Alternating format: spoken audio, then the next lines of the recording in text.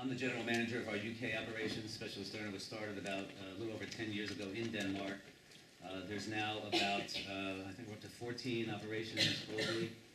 And our mission, as I'll talk a little bit more in a second, is to create, identify, and find employment opportunities for adults on the autism spectrum. I'm going to speak very briefly, maybe about 10 minutes or so, and then I'm going to be introducing Kristen Doran from SAP in Ireland, in Dublin. She heads up their, the Irish component of what SAP calls their Autism at Work venture, which they're rolling out globally. They're in phase 1 of that rollout right now, and Kristen will talk about that experience.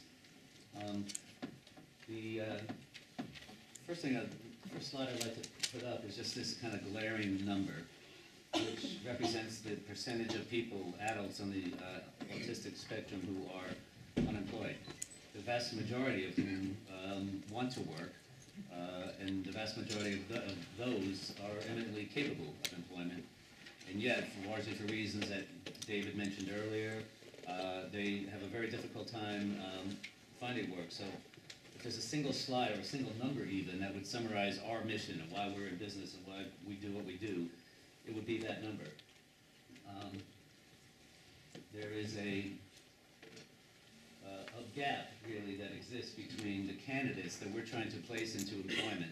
Everybody hear me okay, by the way? Yep. Even with my New Jersey mumble, I'm still okay.